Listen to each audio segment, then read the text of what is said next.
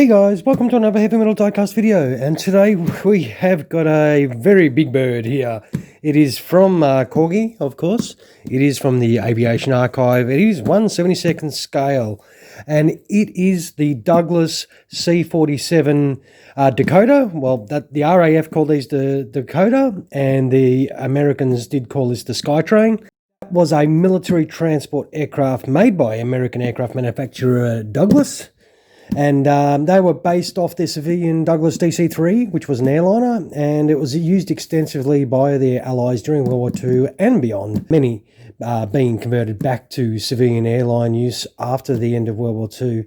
And around 10,174 aircraft were made, and they were also used in around 100 countries' militaries as well, in some sort of capacity. And also there were around 60 variants of this particular aircraft, so that is a lot of variants. And this particular one is a special one. It was issued to the RAF Battle of Britain Memorial Flight in 1993. And this actual aircraft appears on the airshow circuit quite regularly. The particular aircraft here has the markings from the 267th Pegasus Squadron, which was a transport squadron which flew transport missions in the Middle East and also the Mediterranean theatres during 1943 to 1944. So what we'll do is we'll open this box up. It is quite large. I bought this off a seller in England, so it flew over here to me in Australia. I picked it up for, well, around $200 Australian, and it was another $60 or whatever for the postage, but it was worth it. This is an older style one. It does have a collector card that you can see here. It is a limited run of 1,500 so worldwide, so I do not know how hard these are to get, but they are not readily available anymore. But as you can see inside the box, it is quite large. It you can see with my hands, it does have landing gear in there, and also a large dark black sort of stand, which is quite large as well. It needs to be to hold the weight of this aircraft. And speaking of weighty aircraft, let's get this out of the box. So this is it out of the box. We'll just get that lid open, and here's a little baggie that does have that landing gear that you just drop in, so it'll be a straightforward process. And it does have this large stand, which is all metal, so that's pretty cool. It has like a large cradle area on it. And what we'll do is we'll get this Dakota out. Gently get that out. It is quite large. So this is fairly impressive. I'll move this box out of the way. And here it is. This is extremely large. It's although not overly heavy. But it is all full die cast. It is quite nicely done.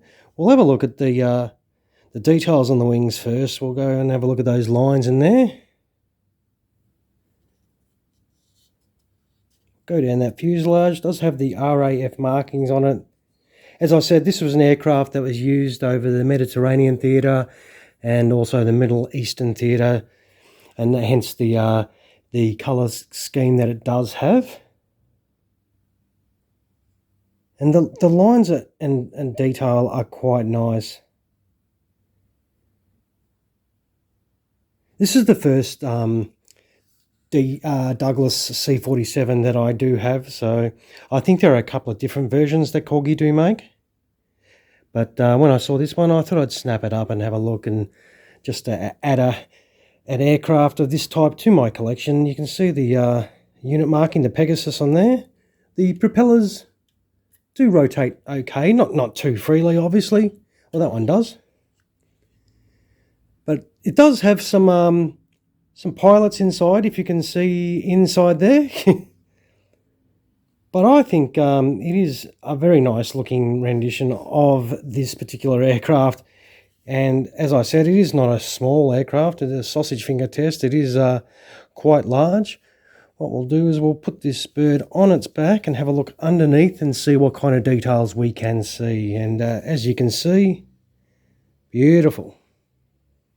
So obviously the landing gear goes in under these engine nacelles for the front. It does have a tail wheel already in there. The aircraft does have that in the extended position. The details on the wings are really nice.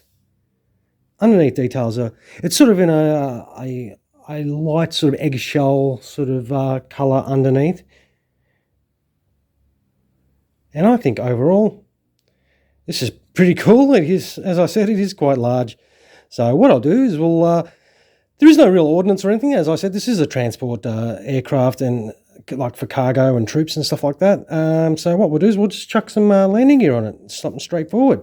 And here it is all kitted out. A whole two gear modules you had to drop in. They do rotate freely. They just drop straight in. No hassles in regards to that. The detail on them are quite nice. It does set up really easily, and that's all you need to do. And this is all set up for gear down. And I think it is quite a nice rendition of a fairly iconic aircraft, I suppose, in regards to this particular one, which is still in use and in the show circuit around Great Britain. They do have this aircraft flying around for a lot of air shows, and it does make a regular appearance. And I reckon it's a pretty cool looking unit. Now, it does come with that massive cradle. I'll show you that it's got that big cradle, and it's pretty straightforward.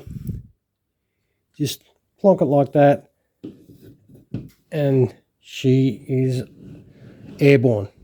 Now, this cradle also can bank a little bit too, so if you want to have it, moving a little bit, depending on what way you want to angle, if you want to have it sort of, have a slight lean or anything like that, or just straightforward like that. But I reckon it's, this is a pretty impressive machine to have on your shelf in your collection if you are into these type of aircraft. But yeah, all right, I will wind this up. I'll try and keep it short and sweet. But you know me, I'll waffle on. But anyway, I will take photos of Dakota here following the conclusion of this video, so you can see her without my sausage fingers dangling around, and you can check it out in all its metal glory.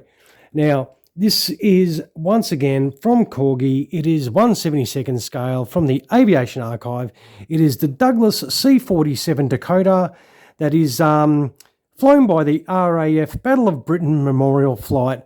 And this is that aircraft that they use. And it's set up in the colours of the 267th Pegasus Squadron, which did fly missions in the Middle East and Mediterranean theatres during 1943 and 1944.